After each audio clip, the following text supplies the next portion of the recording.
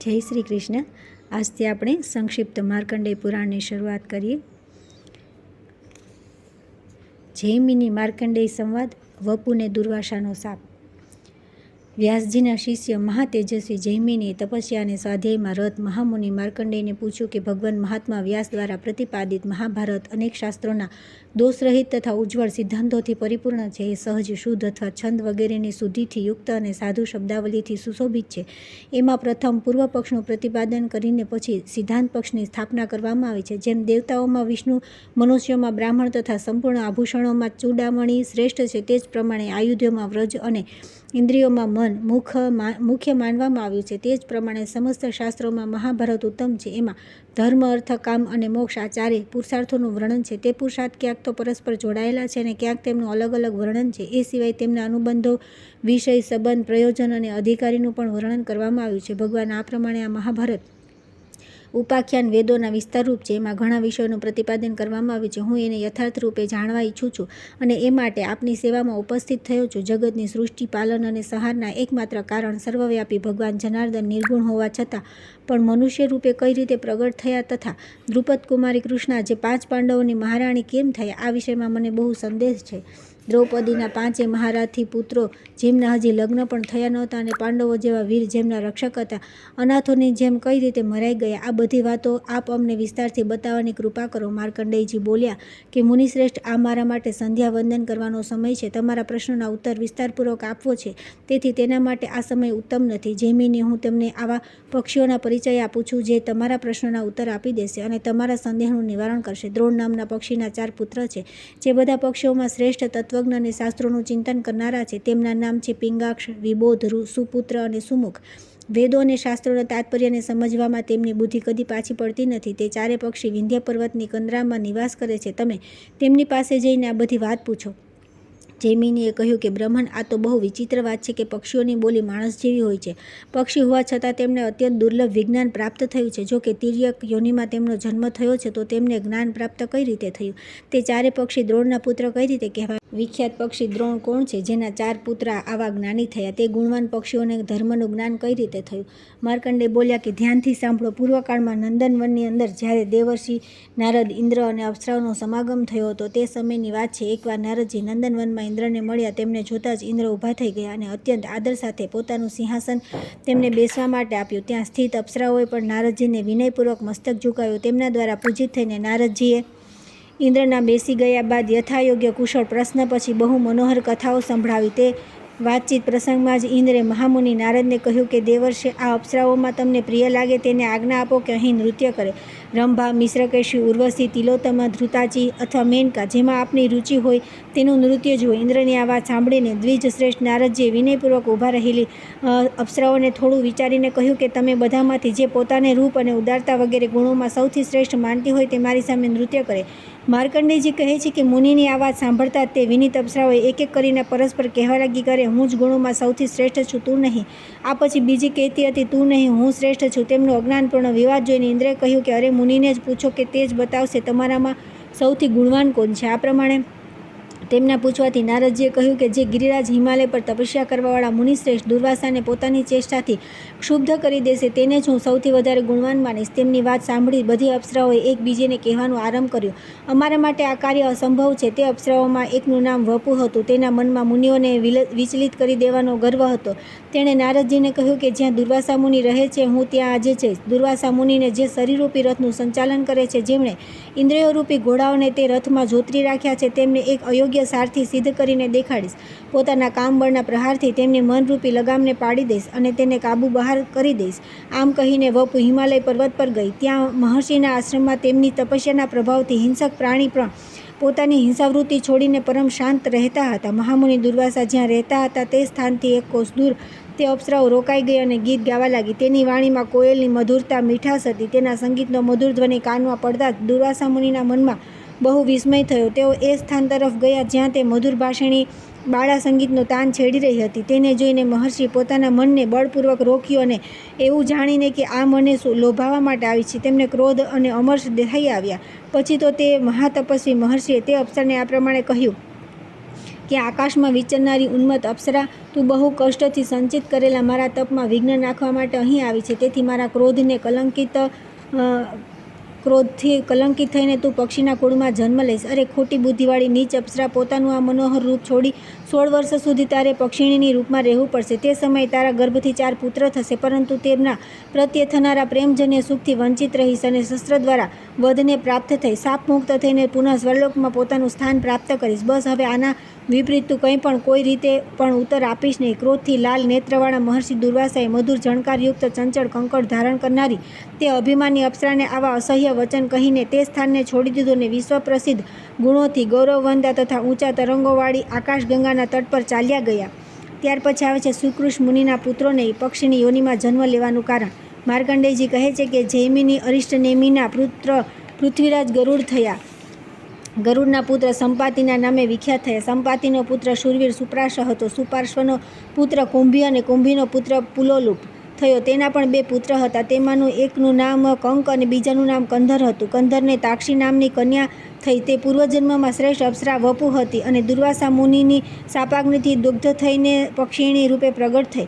મંદપાલ પક્ષીના પુત્ર દ્રોણે કંધરની અનુમતિથી તે કન્યા સાથે લગ્ન કર્યા. થોડા સમય પછી તાક્ષી ગર્ભવતી થઈ. તેનો ગર્ભ હજી 3.5 મહિનાનો જ હતો. ત્યારે તે કુરુક્ષેત્રમાં ગઈ. ત્યાં કૌરવ અને પાંડવોનું મહાયુદ્ધ ચાલુ હતું. ભવિતવ્ય વાસ તે પક્ષીણી તે યુદ્ધક્ષેત્રમાં પ્રવેશ કરી ગઈ. ત્યાં તેણે જોયું કે ભગદત્ત અને અર્જુન વચ્ચે યુદ્ધ થઈ રહ્યું છે. સંપૂર્ણ આકાશ બાણોથી ખીચોખીચ ભરાઈ ગયું છે. એ દરમિયાન અર્જુનના ધનુષમાંથી છૂટેલું એક બાણ બહુ વેગપૂર્વક તેની નજીક આવ્યું અને તેના પેટમાં ઘૂસી ગયું. પેટ ફાટી જવાથી ચંદ્રમા જેવા શ્વેત રંગવાળા 4 ઈંડા પૃથ્વી પર પડી ગયા. પરંતુ તેમનું આયુષ્ય બાકી હતું, તેથી તે ફૂટી ન ગયા, બલકે પૃથ્વી પર એ રીતે પડ્યા જાણે રૂના ઢગલા પર પડ્યા હોય. તે ઈંડાના પડતા જ ભગદત્તના સુપત્રિક નામની ગજરાજની પીઠથી એક બહુ મોટો ઘંટ પણ તૂટીને પડ્યો. તેનું બંધન બાણોના આઘાતથી કપાઈ ગયું હતું. જોકે તે ઈંડાની સાથે જ પડ્યો હતો, છતાં તેમને ચારે બાજુથી ઢાંકણ થઈને પડ્યો અને ધરતીમાં થોડો ઉતરી ગયો. યુદ્ધ સમાપ્ત થયા પછી જ્યાં ઘંટની નીચે ઈંડા પડ્યા હતા તે સ્થાન પર શમીક નામના એક સંયમી મહાત્મા ગયા. તેમણે ત્યાં પક્ષીના બચ્ચાઓનો અવાજ સંભળાયો. જોકે તે બધાને પરમ વિજ્ઞાન પ્રાપ્ત થયું હતું. તાજા જન્મેલા હોવાના કારણે હજુ તે સ્પષ્ટ બોલી શકતા ન હતા. તે બચ્ચાઓના અવાજથી શિષ્યો સહિત મહર્ષિ શમીકને બહુ વિસ્મય થયું અને તેમણે ઘંટને ઉઠાવીને તેની નીચે પડેલા તે માતા પિતા અને પાંખો વિનાના પક્ષીના બચ્ચાને જોયા. તેમને આ પ્રમાણે જમીન પર પડેલા જોઈને મહામુનિ શમીક આશ્ચર્યમાં ડૂબી ગયા અને પોતાની સાથે આવેલા દ્વિજોને કહ્યું. દેવાસુર સંગ્રામમાં જ્યારે દૈત્યોની સેના દેવતાઓથી પીડિત થઈને ભાગવા લાગી ત્યારે તેના તરફ જોઈને સ્વયં વિપ્રવર શુક્રાચાર્યે બરાબર જ કહ્યું કે આ કાયરો પીઠ દેખાડીને કેમ જઈ રહ્યા છો? જશો નહીં, પાછા આવો. અરે વીરતા અને સુયશનો પરિત્યાગ કરીને એવા કયા સ્થાનમાં જશો જ્યાં તમારું મૃત્યુ નહીં થાય? કોઈ ભાગી જાય અથવા યુદ્ધ કરે તે ત્યાં સુધી જીવિત રહી શકે છે જ્યાં સુધી વિધાતાએ તેનું આયુ નિશ્ચિત કરી દીધું છે. વિધાતાની ઈચ્છા પ્રમાણે જ્યાં સુધી આયુષ્ય પૂરું થઈ જતું નથી ત્યાં સુધી તેને કોઈ મારી શકતું નથી. કોઈ પોતાના ઘરમાં મરે છે, કોઈ ભાગીને જતાં જતાં પ્રાણત્યાગ કરે છે અને કેટલાક અન્ન ખાતા પાણી પીતા કાળના મુખમાં ચાલ્યા જાય છે. એ જ પ્રમાણે કેટલાક લોકો એવા છે જે ભોગવિલાસનો આનંદ લઈ રહ્યા છે, ઈચ્છાનુસાર વાહનો પર વિચરે છે, શરીરે નિરોગી છે તથા અસ્ત્ર-શસ્ત્રથી જેમનું શરીર કદી ઘાયલ થયું નથી તેઓ પણ યમરાજના વશમાં થઈ જાય છે. કેટલાક લોકો નિરંતર તપસ્યામાં વ્યસ્ત રહેતા હતા, પરંતુ તેમણે પણ યમરાજના દૂત ઉપાડી ગયા. પરંતુ નિરંતર યોગાભ્યાસમાં પ્રવૃત્ત રહેનારા લોકો પણ શરીરથી અમર થઈ શક્યા નહીં. પહેલાંની વાત છે, વ્રજધારી ઇન્દ્રે એકવાર સમરાસુર પર પોતાના વજ્રનો પ્રહાર કર્યો. તે વજ્રે તેની છાતીમાં ઈજા પહોંચાડી, છતાં તે અસુર મર્યો નહીં. પરંતુ કાળ આવ્યો ત્યારે ઇન્દ્રે તે જ વજ્રથી માર્યો ત્યારે દાનવને માર્યો. તે બધા તત્કાળ મૃત્યુને પ્રાપ્ત થઈ ગયા. આવું સમજીને તમારે ભય ન રાખવો જોઈએ. તમે બધા લોકો પાછા આવો. તેમના આ પ્રમાણે સમજાવવાથી તે દૈત્ય મૃત્યુનો ભય છોડીને રણભૂમિમાં પાછા આવ્યા. શુક્રાચાર્યની કહેલી ઉપરોક્ત વાતને આ શ્રેષ્ઠ પક્ષીઓએ સત્ય કરી દેખાડી, કેમ કે તે અલૌકિક યુદ્ધમાં પડીને પણ આમનું મૃત્યુ ન થયું. બ્રાહ્મણો, જરા વિચાર તો કરો, ક્યાં ઈંડાઓનું પડવું અને ક્યાં તેની સાથે ઘંટનું તૂટવું પડવું અને ક્યાં ક્યાં માંસ, મજા અને રક્તથી ભરેલી ભૂમિનું બિછાનું બની જવું. આ બધી વાતો અદ્ભુત છે. વિપ્રો, આ બધા સામાન્ય પક્ષી નથી. સંસારમાં દેવનું અનુકૂળ થવું મહાન સૌભાગ્યનું સૂચક હોય છે. આ પ્રમાણે કહીને શમીક મુનિએ તે બચ્ચાઓને સારી રીતે જોયા અને પછી પોતાના શિષ્યોને આ પ્રમાણે કહ્યું કે હવે તમે લોકો આ પક્ષીના બચ્ચાને લઈને આશ્રમમાં જાઓ અને એવા સ્થાન પર મૂકો જ્યાં બિલાડી, ઉંદર, બાજ અથવા નોળિયા વગેરેથી કોઈ ભય ન હોય. બ્રાહ્મણો, જો કે એ વાત સાચી છે કે કોઈની રક્ષા માટે વધારે પ્રયત્ન કરવાની જરૂર નથી, કેમ કે બધા જીવો પોતાના કર્મોથી જ મરે છે અને કર્મોથી જ તેમની રક્ષા થાય છે. જેમ કે અત્યારે બચ્ચા આ યુદ્ધભૂમિમાં બચી ગયા છે, તેમ છતાં બધા મનુષ્યોએ આ બધા કાર્યો માટે યત્ન અવશ્ય કરવો જોઈએ, કેમ કે પુરુષાર્થ કરે છે તે અસફળ થવા છતાં પણ સત્પુરુષોની નિંદાને પાત્ર થતો નથી. મુનિવર શમીકના આ પ્રમાણે કહેવાથી તે મુનિકુમારો તે પક્ષીઓને લઈને પોતાના આશ્રમ પર ચાલ્યા ગયા, જ્યાં વિવિધ પ્રકારના વૃક્ષોની શાખા પર બેઠેલા ભ્રમરા ફળોનો રસ લઈ રહ્યા હતા. અનેક તપસ્વીઓના રહેવાથી ત્યાંની સુંદરતા અતિશય વધી ગઈ હતી.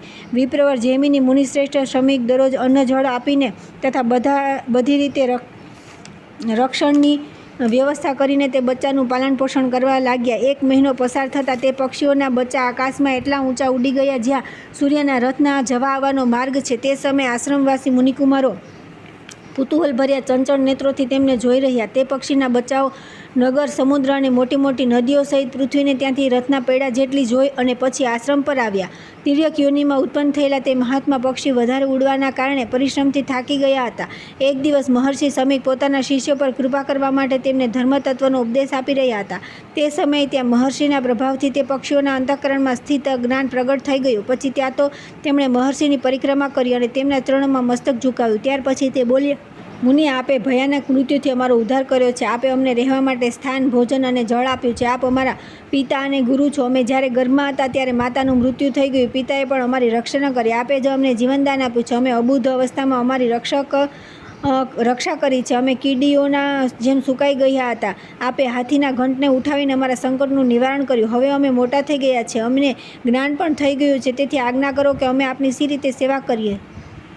મહર્ષિ શમીક પોતાના પુત્ર શૃંગી ઋષિ તથા કેટલાક શિષ્યોની મધ્યમાં બેઠા હતા. તેમણે જ્યારે આ પક્ષીના બચ્ચાઓની આ શુદ્ધ સંસ્કૃતમાં સ્પષ્ટ વાણી સાંભળી ત્યારે તેમને બહુ આશ્ચર્ય થયું. તેમણે પૂછ્યું કે બચ્ચાઓ, તમે સાચે સાચું કહો કે તમને કયા કારણે આવી વાણી પ્રાપ્ત થઈ છે? પક્ષી દેહ અને મનુષ્યની વાણી હોવાનું રહસ્ય શું છે? પક્ષીઓ બોલ્યા કે મુનિવર, પ્રાચીન કાળમાં વિપુલ સ્વામન નામના એક મુનિ રહેતા હતા. તેમના 2 પુત્ર હતા, સુકૃષ અને તુમ્રુ. સુકૃષ પોતાના ચિત્તને વશમાં રાખનાર મહાત્માના હતા. તેમનાથી અમારા ચારેયનો જન્મ થયો. અમે બધા વિનયી, સદાચાર તથા ભક્તિવશ સદા વિનીત ભાવે રહેતા હતા. પિતાજી સદા તપસ્યામાં સંલગ્ન રહેતા હતા અને ઇન્દ્રિયોને કાબૂમાં રાખતા હતા. તે સમયે તેમને તે વસ્તુની અભિલાષા થતી. અમે તે પ્રસ્તુત કરી દેતા.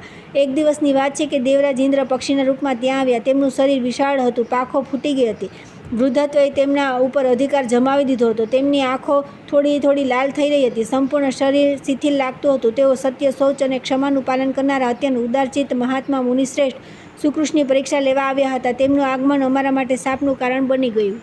પક્ષી રૂપધારી ઇન્દ્રે કહ્યું કે વિપ્રવર, મને બહુ જોરથી ભૂખ લાગી છે. મારી રક્ષા કરો. મહાભાગ, હું ભોજનની ઈચ્છાથી અહીં આવ્યો છું. આપ મારા માટે અનુપમ સહારો થાવ. હું વિંધ્ય પર્વતના શિખર પર રહેતો હતો. ત્યાં કોઈ પ્રબળ પક્ષીની પંખોથી પ્રગટ થયેલા અત્યંત વેગીલા વાયુની ઝપટમાં આવીને પૃથ્વી પર પડી ગયો અને મૂર્છિત થઈ ગયો. 1 સપ્તાહ સુધી મને હોશ આવ્યો નહીં. 8મા દિવસે મને ચેતના આવી અને સચેત થતાં હું ભૂખથી વ્યાકુળ થઈ ગયો અને ભોજનની ઈચ્છાથી આપના શરણે આવ્યો છું. અત્યારે મને જરા પણ શાંતિ નથી. મારા મનમાં બહુ જ વ્યથા થઈ રહી છે. વિમળ બુદ્ધિવાળા મહર્ષિ, હવે આપ મારી રક્ષા માટે ભોજન આપો, જેથી મારી જીવનયાત્રા ચાલુ રહે. આ સાંભળીને મહર્ષિએ તે પક્ષી રૂપધારી ઇન્દ્રને કહ્યું કે હું તમારા પ્રાણોની રક્ષા માટે તમને યથેષ્ટ ભોજન આપીશ. આમ કહીને સુકૃષે ફરી તેમને પૂછ્યું કે મારે તમારા માટે કેવા આહારની વ્યવસ્થા કરવી જોઈએ. તેમણે કહ્યું કે મુનિ, મનુષ્યના માંસથી મને વિશેષ તૃપ્તિ થાય છે. ઋષિએ કહ્યું કે અરે, ક્યાં મનુષ્યનું માંસ અને ક્યાં તમારી વૃદ્ધાવસ્થા? એવું લાગે છે કે જીવની દૂષિત ભાવનાઓનો સંપૂર્ણ અંત કદી થતો નથી. અથવા મારે આ બધું કહેવાની શી જરૂર છે? જેને આપવાની પ્રતિજ્ઞા કરી દીધી તેને આપવું જ જોઈએ. મારા મનમાં સદા આવો જ ભાવ રહે છે. ઇન્દ્રને આમ કહીને પોતાની પ્રતિજ્ઞા પૂરી કરવાનો નિશ્ચય કરીને વિપ્રવર સુકૃષે અમને બધાને બોલાવ્યા અને અમારા ગુણોની વારંવાર પ્રશંસા કરતાં કહ્યું કે પુત્રો, જો તમારા બધાના વિચારથી પિતા, પરમ ગુરુ અને પૂજનીય હોય તો નિષ્કપટ ભાવે મારા વચનનું પાલન કરો. તેમની આ વાત સાંભળતા જ બધાએ બહુ જ આદર સાથે કહ્યું કે પિતાજી, આપ જે કંઈ પણ કહેશો, જે કાર્ય માટે અમને આજ્ઞા આપશો તેને અમારા દ્વારા પૂરું થયેલું સમજજો. ઋષિ બોલ્યા કે આ પક્ષી ભૂખ તૃષાથી પીડિત થઈને મારા શરણમાં આવ્યું છે. તમે લોકો શીઘ્ર એવું કરો કે જેથી તમારા શરીરના માંસથી ક્ષણભરાની તૃપ્તિ અને રક્તથી આની તૃષા શાંત થઈ જાય. આ સાંભળીને અમને બહુ દુઃખ થયું કે અમારા શરીરમાં ધ્રુજારી અને મનમાં ભય છવાઈ ગયો. અમે એકદમ બોલી ઉઠ્યા કે આમાં તો બહુ કષ્ટ છે, બહુ કષ્ટ છે. આ કામ અમારાથી થઈ શકશે નહીં. કોઈ પણ સમજદાર વ્યક્તિ બીજાના શરીરને માટે પોતાના શરીરનો નાશ અથવા વધ કઈ રીતે કરાવી શકે? તેથી અમે કોઈ લોકો આ કામ માટે નહીં કરીએ. અમારી વાત સાંભળીને તે મુનિ ક્રોધથી બળ ઉઠ્યા અને પોતાની લાલ લાલ આંખોથી તેમને દગ્ધ કરતા રહીને પુનઃ આ પ્રમાણે બોલ્યા કે અરે, મારા દ્વારા આ પક્ષી માટે પ્રતિજ્ઞા કરવા છતાં તમે લોકો આ કર્યા કરવા નથી ઈચ્છતા, તો મારા શાપથી બળીને તમે લોકો પક્ષીઓનીમાં જન્મ લેશો. અમને આ પ્રમાણે કહીને તેમણે શાસ્ત્ર અનુસાર પોતાની અંત્યેષ્ટિ ક્રિયા કરી. આર્ધ્ય વૈદિક સંસ્કાર વિધિ કરી પછી તેમણે તે પક્ષીને કહ્યું કે ખગશ્રેષ્ઠ, હવે તમે નિશ્ચિત થઈને મારું ભક્ષણ કરો. મેં મારું શરીર તમને આહાર રૂપે સમર્પિત કરી દીધું છે. પક્ષીરાજ જ્યાં સુધી પોતાના સત્યનું પૂર્ણ રૂપે પાલન થતું રહે તે બ્રાહ્મણત્વ કહેવાય છે. બ્રાહ્મણ દક્ષિણાયુક્ત યજ્ઞો અથવા અન્ય કર્મોના અનુષ્ઠાનથી પણ તે મહાન પુણ્ય પ્રાપ્ત કરી શકતા નથી. તેમને સત્યની રક્ષા કરવાથી પ્રાપ્ત થાય છે. મહર્ષિનું આ વચન સાંભળીને પક્ષીરૂપધારી ઇન્દ્રના મનમાં ભારે વિસ્મય થયો. તેઓ પોતાના દેવરૂપમાં પ્રગટ થઈને બોલ્યા કે વિપ્રવર, મેં આપની પરીક્ષા માટે અપરાધ કર્યો છે. શુદ્ધ બુદ્ધિવાળા મહર્ષિ, આપ આના માટે મને ક્ષમા કરો. જણાવો કે આપની શી ઈચ્છા છે જેને હું પૂરી કરું. પોતાના સત્ય વચનનું પાલન કરવાથી આપના માટે મને અતિ પ્રેમ ઉત્પન્ન થયો છે. આજથી આપના હૃદયમાં ઇન્દ્ર સંબંધી જ્ઞાન થશે. હવે આપની તપસ્યા અને ધર્મમાં કોઈ વિઘ્ન આવશે નહીં. આમ કહીને જ્યારે ઇન્દ્ર ચાલ્યા ગયા ત્યારે અમે લોકોએ ક્રોધ ભરેલા પિતાજીના ચરણોમાં મસ્તક મૂકીને પ્રણામ કર્યા અને આ પ્રમાણે કહ્યું કે તા તમે મૃત્યુથી ડરી ગયા હતા. મહામતે, આપ અમારા અપરાધને ક્ષમા કરો. અમને જીવન બહુ પ્રિય છે. ચામડી, હાડકાં અને માંસના સમૂહ તથા લોહીની પરુથી ભરેલા આ શરીરમાં જ્યાં અમારે સહેજ પણ આસક્તિ ન રાખવી જોઈએ ત્યાં અમારી આટલી આસક્તિ છે. મહાભાગ, કામ, ક્રોધ વગેરે દોષ જીવનના પ્રબળ શત્રુ છે. તેનાથી વિવશ થઈને લોકો જે રીતે મોહને વશીભૂત થઈ જાય છે તે આપ સાંભળો. આ શરીર એક બહુ મોટું નગર છે. પ્રજ્ઞા તેનો કિલ્લો છે. હાડકાં તેના થાંભલાનું કામ આપે છે. ચામડું આ નગરની દિવાલ છે જે સંપૂર્ણ નગરને રોકીને સ્થિત છે. માંસ અને ચરબી તેના ઉપર લેપ છે. આ નગરના 9 દરવાજા છે. તેની રક્ષામાં બહુ પ્રયાસ કરવો પડે છે. નસ નાડીઓ તેને બધી બાજુથી ઘેરીને સ્થિત છે. ચેતન પુરુષ જ આ નગરના રાજા રૂપે વિરાજમાન છે. તેના 2 મંત્રી છે, બુદ્ધિ અને મન. આ બંને પરસ્પર વિરોધી છે અને આસપાસમાં વેર વાળવા માટે બંને પ્રયત્ન કરતા રહે છે. 4 એવા શત્રુ છે જે તે રાજાનો નાશ ઈચ્છે છે. તેમના નામ છે કામ, ક્રોધ, લોભ તથા મોહ. માટે રાજા તે 9 દરવાજાઓને બંધ કરી રાખે છે. ત્યારે તેની શક્તિ સુરક્ષિત રહે છે અને સદા નિર્ભય રહે છે. એ સર્વના માટે અનુરાગ રાખે છે. તેથી શત્રુ તેનો પરાભવ કરી શકતા નથી. પરંતુ જ્યારે તે નગરના બધા દરવાજા ખુલ્લા મૂકી દે છે તે સમયે રાગ નામનો શત્રુ નેત્ર વગેરે દ્વારો પર આક્રમણ કરે છે. તે સર્વત્ર વ્યાપ રહેનારો બહુ વિશાળ અને 5 દરવાજાઓથી નગરમાં પ્રવેશ કરે છે. તેની પાછળ 3 બીજા ભયંકર શત્રુ નગરમાં ઘૂસી જાય છે. 5 ઇન્દ્રિયો રૂપી દ્વારોથી શરીરની અંદર પ્રવેશ કરીને રાગ, મન તથા અન્ય ઇન્દ્રિયો સાથે સંબંધ જોડે છે. આ પ્રમાણે ઇન્દ્રિય અને મનમાં વશમાં કરીને તે દુર્ગસ્થ થઈ જાય છે અને બધા દરવાજાઓને કાબૂમાં રાખીને કિલ્લાને તોડી નાખે છે. મનને રાગના આધીન જોઈને બુદ્ધિ તત્કાળ નષ્ટ થઈ જાય છે. જ્યારે મંત્રી સાથે રહેતા નથી ત્યાં અન્ય પૂર્વાસી પણ તેને છોડી દે છે. પછી શત્રુઓને તેના છિદ્રનું જ્ઞાન થઈ જવાથી રાજા તેના દ્વારા નાશ પામે છે. આ પ્રમાણે રાગ, મોહ, લોભ તથા ક્રોધ એ દુરાત્મા શત્રુ મનુષ્યની સ્મરણ શક્તિનો નાશ કરનારા છે. રાગથી કામ થાય છે, કામથી લોભ જન્મે છે, લોભથી સમોહ અવિવેક થાય છે અને સમોહથી સ્મરણ શક્તિ ભ્રમિત થઈ જાય છે. સ્મૃતિની ભ્રાંતિથી બુદ્ધિ નાશ પામે છે અને બુદ્ધિનો નાશ થવાથી મનુષ્ય સ્વયં પણ નષ્ટ, કર્તવ્ય ભ્રષ્ટ થઈ જાય છે. આ પ્રમાણે જેમની બુદ્ધિ નષ્ટ થઈ ચૂકી છે, જે રાગ અને લોભથી પાછળ ચાલનારા છે તથા જેમને જીવનનો બહુ લોભ છે, એવા અમારા લોકો પર આપ પ્રસન્ન થાઓ. મુનિશ્રેષ્ઠ, આપે જે શાપ આપ્યો છે તે અમને લાગુ ન થાય. તામસી યોનિ બહુ કષ્ટપ્રદ હોય છે. અમે તેને કદી પ્રાપ્ત ન થઈએ. ઋષિએ કહ્યું કે પુત્રો, આજ સુધી તમે મારા મુખથી કદી જૂઠી વાત નીકળી નથી. તેથી મેં જે કહ્યું તે કદી મિથ્યા થશે નહીં. હું અહીં દેવને પણ પ્રધાન માનું છું. તેની સામે પુરુષાર્થ વ્યર્થ છે. આજે દેવ મારી પાસે આ અયોગ્ય કર્મ કરાવી નાખ્યું જેની મેં મનમાં કદી કલ્પના પણ કરી નહોતી. પુત્રો, તમે લોકો એ પ્રણામ કરીને મને પ્રસન્ન કર્યા છે. તેથી તિર્યક યોનિમાં જન્મ લેવા છતાં તમને પરમ જ્ઞાન પ્રાપ્ત થશે. જ્ઞાનથી તમને સન્માર્ગના દર્શન થતા રહેશે. તમારા દુઃખ અને પાપ ધોવાઈ જશે તથા તમારા મનમાં કોઈ પ્રકારનો સંશય નહીં થાય. આ પ્રમાણે મારી કૃપાથી તમે પરમ સિદ્ધિ પ્રાપ્ત કરી લેશો. ભગવાન આ પ્રમાણે પૂર્વકાળમાં દેવવંશ પિતાએ અમને શાપ આપી દીધો. ત્યારથી ઘણા સમય બાદ અમે બીજી યોનિમાં આવ્યા, યુદ્ધભૂમિમાં ઉત્પન્ન થયા અને પછી આપના દ્વારા અમારું પાલન થયું. દ્વિશેષ આજ અમારી પક્ષીઓનીમાં આવવાની કહાની છે. સંસારમાં કોઈ પણ જીવ એવો નથી જેને દેવ દ્વારા મુશ્કેલી ન આવી હોય, કેમ કે સમસ્ત જીવજંતુઓની ચેષ્ટા દેવને આધીન છે. માર્કંડેયજી કહે છે કે તેની વાત સાંભળીને મહાભાગ શકિમુનિએ પોતાની પાસે બેઠેલા દ્વિજોને કહ્યું કે મેં તમને લોકોને પહેલાં જ કહ્યું હતું કે આ કોઈ સાધારણ પક્ષીઓ નથી, કોઈ શ્રેષ્ઠ દ્વિજ છે કે જેઓ અલૌકિક યુદ્ધમાં જન્મ લઈને પણ મૃત્યુને પ્રાપ્ત થતા નથી. ત્યાર પછી મહાત્મા શમીએ અત્યંત પ્રસન્ન થઈને તેમને જવાની આજ્ઞા આપી. પછી તેઓ વૃક્ષલતાઓથી સુશોભિત પર્વતોમાં શ્રેષ્ઠ વિંધ્યાગીરી પર ચાલ્યા ગયા. ત્યારથી આજ સુધી તે ધર્માત્મા પક્ષીઓ તપસ્યા અને સ્વાધ્યાયમાં સંલગ્ન થઈને સમાધિ માટે દ્રઢ નિશ્ચય કરીને તે પર્વત પર જ નિવાસ કરે છે.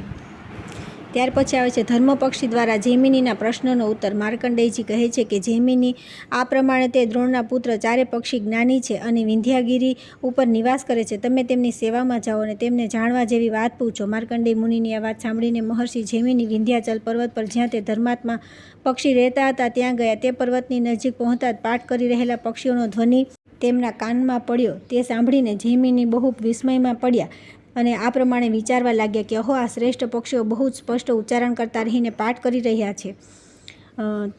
તેમણે બોલવામાં કેટલી શુદ્ધતા છે. એ અવિરામ પાઠ કરી રહ્યા છે, રોકાઈને શ્વાસ પણ લેતા નથી. શ્વાસની ગતિ પર તેમણે વિજય પ્રાપ્ત કરી લીધો છે. કોઈ પણ શબ્દના ઉચ્ચારણમાં કોઈ દોષ દેખાતો નથી. એઓ જો કે નિંદિત યોનિને પ્રાપ્ત થયા છે, છતાં સરસ્વતી દેવી આમનો ત્યાગ કર્યો નથી. આ મને બહુ આશ્ચર્યની વાત લાગે છે.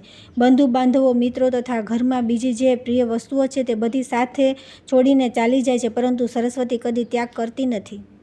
આ પ્રમાણે વિચાર કરતા રહીને જૈમિનીએ વિંધ્યાચલ પર્વતની ગુફામાં પ્રવેશ કર્યો. ત્યાં જોયું કે તે પક્ષીઓ એક શિલા ઉપર બેસીને પાઠ કરી રહ્યા છે. તેના ઉપર દ્રષ્ટિ પડતા જ મહર્ષિ જૈમિની હર્ષપૂર્વક બોલ્યા કે શ્રેષ્ઠ પક્ષીઓ, તમારું કલ્યાણ થાવ. મને વ્યાસજીનો શિષ્ય જૈમિની જાણો, હું આપના દર્શન માટે ઉત્સાહપૂર્વક અહીં આવ્યો છું. આપના પિતાએ અત્યંત ક્રોધમાં આવીને આપ લોકોને જે શાપ આપી દીધો હતો અને આપને પક્ષી યોનિમાં આવવું પડ્યું, એના માટે દુઃખી થવું ન જોઈએ, કેમ કે તે બધું દેવનું વિધાન છે. તપસ્યાનો ક્ષય થઈ જાય ત્યારે મનુષ્ય દાતા હોવા છતાં યાચક બની જાય છે. સ્વયં મારીને પણ બીજાના હાથે મરાઈ જાય છે તથા પહેલાં બીજાને પાડીને પણ સ્વયં બીજાઓ દ્વારા પાડી નાખવામાં આવે છે. આ પ્રમાણે આવનારી વિપરીત સ્થિતિમાં મેં ઘણીવાર અનુભવી છે. ભાવ પછી અભાવ તથા અભાવ પછી ભાવ. આ પ્રમાણે ભાવ અભાવની પરંપરાથી સંસારના લોકો નિરંતર વ્યાકુળ રહે છે. આપ લોકોએ પણ મનમાં એવો જ વિચાર કરીને કદી શોક ન કરવો જોઈએ. શોક અને હર્ષને વશીભૂત ન થવું એ જ જ્ઞાનનું ફળ છે. ત્યાર પછી ધર્માત્મા પક્ષીઓએ પાદ્ય અર્ધ્ય દ્વારા મહર્ષિ જૈમિનીનું પૂજન કર્યું અને તેમને પ્રણામ કરીને તેમના કુશળ પૂછ્યા. પછી પોતાની પાંખોથી હવા નાખીને તેમનો થાક દૂર કર્યો. ત્યારે તેઓ સુખેથી બેસીને વિશ્રામ કરી ચૂક્યા. ત્યારે પક્ષીઓએ કહ્યું કે બ્રહ્મન, આજે અમારો જન્મ સફળ થઈ ગયો. આ જીવન પણ ઉત્તમ બની ગયું છે, કેમ કે આજે અમને આપના ચરણકમળના દર્શન મળ્યા છે, જે દેવતાઓ માટે વંદનીય છે. અમારા શરીરમાં પિતાના ક્રોધની જે અગ્નિ બળી રહ્યો છે તે આપના દર્શનરૂપી જળ છાંટતા શાંત થઈ ગયો છે. બ્રહ્મન, આપ કુશળ તો છો ને? આપના આશ્રમમાં રહેનારા મૃગ, પક્ષી, વૃક્ષ, લતા, વાંસ અને જાત જાતના તૃણ ઘાસ તથા આ બધા કુશળ તો છે ને? એમના પર કોઈ સંકટ તો નથી ને? હવે અમારા પર કૃપા કરીને અહીં આવવાનું કારણ જણાવો. અમારું કોઈ મહાન ભાગ્ય હતું જે આપ આ નેત્રોના અતિથિ થયા. જૈમિની બોલ્યા કે શ્રેષ્ઠ પક્ષીઓ, મને મહાભારત શાસ્ત્રમાં કેટલી શંકાઓ છે. એના નિવારણ માટે પ્રથમ હું ભૃગુકુળમાં શ્રેષ્ઠ મહાત્મા માર્કંડેય મુનિ પાસે ગયો હતો. મારા પૂછવાથી તેમણે કહ્યું કે વિંધ્ય પર્વત પર દ્રોણના પુત્ર મહાત્મા પક્ષી રહે છે. તેઓ તમારા પ્રશ્નોના વિસ્તારથી ઉત્તર આપશે. તેમની અજ્ઞાનથી જ હું આ મહાન પર્વત પર આવ્યો છું. આપ મારા પ્રશ્નોને સારી રીતે સાંભળીને તેમનું વિવેચન કરો. પક્ષીએ કહ્યું કે બ્રહ્મન, આપનો પ્રશ્ન જો અમારી બુદ્ધિની બહાર નહીં હોય તો અમે અવશ્ય તેમનું સમાધાન કરીશું. આપ નિઃશંસક થઈને સાંભળો. વિપ્રવર, ચારે વેદ, ધર્મશાસ્ત્ર, સંપૂર્ણ વેદાંગ તથા બીજા પણ વેદ જેવા માન્ય ઇતિહાસ, પુરાણો વગેરે છે, એ બધામાં અમારી બુદ્ધિનો પ્રવેશ છે. તેમ છતાં અમે કોઈ પ્રતિજ્ઞા કરતા નથી. આપને મહાભારતમાં જે સંદિગ્ધ વાત જણાય છે તે નિર્ભીક થઈને પૂછો. જૈમિની બોલ્યા કે પક્ષીઓ, આપ લોકોનું અંતઃકરણ નિર્મળ છે. મહાભારત મારા માટે સંદિગ્ધ વાતો છે તે બતાવો. સાંભળો અને સાંભળીને તેની વ્યાખ્યા કરો. સર્વવ્યાપી ભગવાન જનાર્દન, સંપૂર્ણ જગતના આધાર, સમસ્ત કારણોના પણ કારણ અને નિર્ગુણ હોવા છતાં પણ મનુષ્ય શરીરને કઈ રીતે પ્રાપ્ત થાય? દ્રુપદ કુમારી કૃષ્ણા એકલી જ પાંડવોની મહારાણી કેમ થાય? આ વિષયમાં મને જ્ઞાન મહાન સંદેહ છે. આ ઉપરાંત દ્રૌપદીના 5 મહારથી પુત્ર જેમના હજી પણ લગ્ન થયા નહોતા, સમસ્ત પાંડવ જેમના રક્ષક હતા તથા જે સ્વયં પણ બહુ બળવાન હતા, અનાથની જેમ કઈ રીતે મરાઈ ગયા. મહાભારતના વિષયમાં અમારો સંદેહ છે. આપ લોકો આનું નિવારણ કરો. પક્ષીઓએ કહ્યું કે જે સંપૂર્ણ દેવતાઓના સ્વામી, સર્વવ્યાપક, સર્વની ઉત્પત્તિના કારણ, અંતર્યામી, પ્રમાણોથી પર, સનાતન, અવિનાશી, ચતુર્વ્ય સ્વરૂપ, ત્રિગુણમય, સૌથી મહાન, અત્યંત ગૌરવશાળી, સર્વશ્રેષ્ઠ અને અમૃત સ્વરૂપ છે તે ભગવાન વિષ્ણુને અમે સર્વપ્રથમ નમસ્કાર કરીએ છીએ, જેમનાથી વધીને સૂક્ષ્મ અને જેમનાથી વધારે મોટું કોઈ નથી, જેમના દ્વારા આ સંપૂર્ણ વિશ્વ વ્યાપ્ત છે અને જે આ જગતના આદિકારણ અને અજન્મા છે, જે ઉત્પત્તિ, લય, પ્રત્યક્ષ અને પરોક્ષ બધાથી વિલક્ષણ છે. આ સંપૂર્ણ જગત તેમની રચના છે તથા અંતમાં જેમની અંદર એનો સંહાર થાય છે તે પરમેશ્વરને અમારા નમસ્કાર છે. ત્યારબાદ જે પોતાના ચારે મુખેથી ઋગ, સામ, વેદનું ઉચ્ચારણ કરતા રહીને ત્રણેય લોકને પવિત્ર કરે છે તે આદિદેવ બ્રહ્માજીને પણ એકાગ્રચિત્તે નમસ્કાર કરીએ છીએ. એ જ પ્રમાણે એક જ બાણથી પરાજિત થઈને અસુરો કદી યાજ્ઞિકોના યજ્ઞોનો વિનાશ કરતા નથી તે ભગવાન શંકરને પણ મસ્તક ઝુકાવી છીએ. ત્યાર પછી અમે અદ્ભુત કર્મ કરનારા વ્યાસજીના સંપૂર્ણ મોતની વ્યાખ્યા કરીશું, જેમણે મહાભારતના ઉદ્દેશથી ધર્મ વગેરેનું રહસ્ય પ્રગટ કર્યું છે. તત્વદર્શી મુનિઓએ જળને નાર કહ્યું છે. તે નારાજ પૂર્વકાળમાં ભગવાનનું નિવાસસ્થાન હતું, તેથી તેઓ નારાયણ કહેવાય છે. બ્રહ્મન તે સર્વવ્યાપી નારાયણ દેવ સૌને વ્યાપ્ત કરીને સ્થિત છે. તેઓ સગુણ પણ છે અને નિર્ગુણ પણ છે. તેમનું પ્રથમ સ્વરૂપ એવું છે કે જેનું શબ્દો દ્વારા પ્રતિપાદન કરી શકાતું નથી. વિદ્વાનો તેને શુક્લ જુએ છે. ભગવાન તો દિવ્ય વિગ્રહ જ્યોતિ સ્વરૂપ છે. તે જ યોગીઓની પરાનિષ્ઠા છે. તે દિવ્ય સ્વરૂપ દૂર પણ છે અને નજીક પણ. તે દિવ્ય સ્વરૂપનું નામ જ વસુદેવ છે. અહંતા અને મમતાનો ત્યાગ કરવાથી જ તેનો સાક્ષાત્કાર થાય છે. રૂપ અને વર્ણ વગેરે કાલ્પનિક ભાવમાં તેમાં નથી. તે સદા પરમ શુદ્ધ અને ઉત્તમ અધિષ્ઠાન સ્વરૂપ છે. ભગવાનનું બીજું સ્વરૂપ શેષના નામે પ્રસિદ્ધ છે, જે પાતાળમાં રહીને પૃથ્વીને ધારણ કરે છે. એને તિર્યક સ્વરૂપને પ્રાપ્ત થયેલ તામસી મૂર્તિ કહે છે. શ્રીહરિની ત્રીજી મૂર્તિ સમસ્ત પ્રાણીઓના પાલન પોષણમાં તત્પર રહે છે. તે જ આ પૃથ્વી પર ધર્મની વ્યવસ્થા કરે છે. ધર્મના નાશ કરનારા ઉદંડ અસુરોને મારીને ધર્મની રક્ષામાં સંલગ્ન રહેનારા દેવતાઓ અને સાધુ સંતોની રક્ષા કરે છે. જૈમિનીજી સંસારમાં જ્યારે જ્યારે ધર્મનો નાશ અને અધર્મની વૃદ્ધિ થાય છે ત્યારે ત્યારે ભગવાન પ્રગટ થાય છે. પૂર્વકાળમાં તે જ વરાહ રૂપ ધારણ કરીને પોતાની ખાનથી જળને હટાવીને આ પૃથ્વીને પોતાના એક દાંત પર જળમાંથી ઉઠાવી લેવ્યા, જાણે તે કમળનું ફૂલ હોય. તે જ ભગવાને નરસિંહ રૂપ ધારણ કરીને હિરણ્યકશિપુનો વધ કર્યો અને વિપ્રચિત વગેરે અન્ય દાનવોને મારી નાખ્યા. એ જ પ્રમાણે ભગવાનના વામન વગેરે બીજા પણ ઘણા અવતાર છે, જેમની ગણતરી કરવામાં અમે અસમર્થ છીએ. આ સમયે ભગવાને મથુરામાં શ્રીકૃષ્ણ રૂપે અવતાર લીધો છે. આ પ્રમાણે ભગવાનની આ સાત્વિક મૂર્તિ છે. જુદા જુદા અવતારો ધારણ કરે છે. આ પહેલા પ્રશ્નનો જવાબ કહ્યો છે. ભગવાન પૂર્ણકામ હોવા છતાં પણ ધર્મ વગેરેની રક્ષા માટે સદા સ્વેચ્છાએ અવતીર્ણ થાય છે. હે બ્રહ્મન, પૂર્વકાળમાં ત્વષ્ટા પ્રજાપિતાના પુત્ર વિશ્વરૂપ ઇન્દ્રના હાથે મરાઈ ગયા હતા. તેથી બ્રહ્મહત્યા ઇન્દ્રની પાછળ પડી. તેના કારણે ઇન્દ્ર નિશ્ચેત થઈ ગયા. અન્યાયના કારણે તેમનું તેજ ધર્મરાજાના શરીરમાં પેસી ગયું. તેથી ઇન્દ્ર નિશ્ચેત થઈ ગયા. ત્યારબાદ પોતાના પુત્રના મરાઈ જવાના સમાચાર સાંભળીને ત્વષ્ટા પ્રજાપતિને ભારે ક્રોધ થયો. તેમણે પોતાના મસ્તકથી એક જટા ઉખાડીને બધાને સાંભળાવીને આ પ્રમાણે કહ્યું કે આજે દેવતાઓ સહિત ત્રણેય લોક મારા પરાક્રમને જોઈ લે. તે ખોટી બુદ્ધિવાળો બ્રહ્મઘાતી ઇન્દ્ર પણ મારી શક્તિનો સત્કાર કરી લે, કેમ કે તે દુષ્ટે પોતાના બ્રાહ્મણોચિત કર્મોમાં લાગેલા મારા પુત્રનો વધ કર્યો છે. આમ કહીને ક્રોધથી લાલ આંખો કરીને પ્રજાપતિએ જે જટા અગ્નિમાં હોમી દીધી. પછી તો તે હોમકુંડ માત્રથી વૃત નામનો મહાન અસુર પ્રગટ થયો, જેના શરીરમાં ચારે બાજુ અગ્નિની જ્વાળાઓ નીકળતી હતી. વિશાળકાય, મોટી મોટી દાઢો અને કોલસાની ઢગલા જેવો તેનો રંગ હતો. તે મહાન અસુર વૃતાસુરને પોતાના વધ માટે ઉત્પન્ન થયેલું જોઈને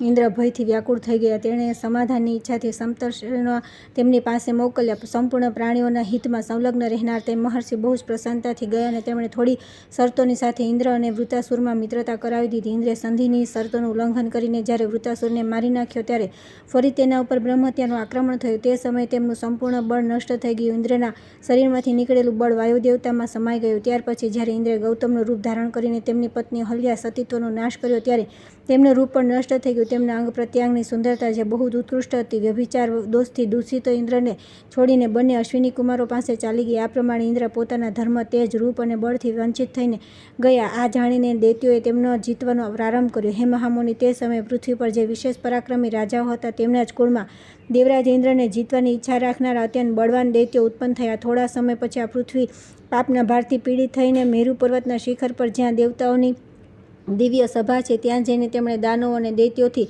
થનારા પોતાના દુઃખનું કારણ કહ્યું. તે બોલી દેવતાઓ, તમે પૂર્વકાળમાં જે પરાક્રમી અસુરોનો વધ કર્યો હતો તે બધા આ સમયે મનુષ્યલોકમાં જઈને રાજાઓના ઘરમાં ઉત્પન્ન થયા છે. એવા દૈત્યોની અનેક અક્ષોહિણી સેનાઓ છે. હું તેમના ભારથી પીડિત થઈને નીચેની તરફ ધસી રહી છું. તમે લોકો આવો કોઈ ઉપાય કરો જેથી મને શાંતિ મળે.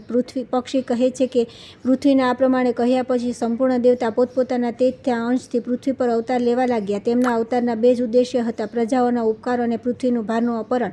ઇન્દ્રના શરીરનું તે તેજ પ્રાપ્ત થયું હતું જેને સ્વયં ધર્મરાજે કુંતીના ગર્ભમાં સ્થાપિત કર્યું. તેનાથી મહાતેજસ્વી રાજા યુધિષ્ઠિરનો જન્મ થયો. પછી વાયુદેવતાએ ઇન્દ્રના બળને કુંતીના ઉદરમાં સ્થાપિત કર્યું. તેનાથી ભીમ ઉત્પન્ન થયા. ઇન્દ્રના અડધા અંશથી અર્જુનનો જન્મ થયો. એ જ પ્રમાણે ઇન્દ્રનું સુંદર રૂપ અશ્વિની કુમારો દ્વારા માદ્રીના ગર્ભમાં સ્થાપિત કર્યું, જેનાથી અત્યંત તેજસ્વી નકુળ અને સહદેવ ઉત્પન્ન થયા. આ પ્રમાણે દેવરાજ ઇન્દ્રના 5 રૂપમાં અવતીર્ણ થયા. તેમની પત્ની શચી જ મહાભાગા કૃષ્ણારૂપે અગ્નિથી પ્રગટ થયા. તેથી કૃષ્ણા એકમાત્ર ઇન્દ્રની પત્ની હતી, બીજી કોઈ નહીં. યોગીશ્વર પણ અનેક શરીર ધારણ કરી લે છે, પણ ઇન્દ્ર તો દેવતા છે, તેમણે 5 શરીર ધારણ કર્યા, એમાં કયો સંદેહ છે? આ પ્રમાણે 5 પાંડવોની જ એક પત્ની થઈ તેનું રહસ્ય બતાવ્યું. ત્યાર પછી આવે છે રાજા હરિશ્ચંદ્રનું ચરિત્ર. પક્ષી કહે છે કે પહેલાંની વાત છે. ત્રેતાયુગમાં હરિશ્ચંદ્ર નામના એક રાજર્ષિ હતા. તેઓ ધર્માત્મા, પૃથ્વીપાલક, સુંદર, કીર્તિવાળા અને બધી રીતે શ્રેષ્ઠ હતા. તેમના શાસનકાળમાં કદી દુકાળ પડ્યો ન હતો, કોઈને બીમારી ન આવી, મનુષ્યોનું અકાળ મૃત્યુ ન થયું અને પૂર્વવાસીઓની કદી અધર્મમાં રૂચિ ન થઈ. તે સમયે લોકો ધન, પરાક્રમ અને તપોબળથી ઉન્મત્ત થતા ન હતા. કોઈ સ્ત્રી એવી ન હતી જે પૂર્ણ યૌવન અવસ્થાને પ્રાપ્ત કર્યા વિના સંતાનને જન્મ આપતી હોય. એક દિવસ રાજા હરિશ્ચંદ્ર જંગલમાં શિકાર કરવા ગયા હતા. ત્યાં શિકારની પાછળ દોડતા તેમણે સ્ત્રીઓને ભયભીત અવાજ સાંભળ્યો. તે બોલી રહી હતી, એમને બચાવો, બચાવો. રાજાએ શિકારનો પીછો છોડીને તે સ્ત્રીને ઉદ્દેશીને કહ્યું કે ડરશો નહીં, ડરશો નહીં. કયો એવો દુષ્ટ બુદ્ધિનો પુરુષ છે જે મારા શાસનકાળમાં પણ આવો અન્યાય કરે છે? આમ કહીને તેઓ સ્ત્રીનો રડવાનો અવાજ આવી રહ્યો હતો તે તરફ ચાલવા લાગ્યા.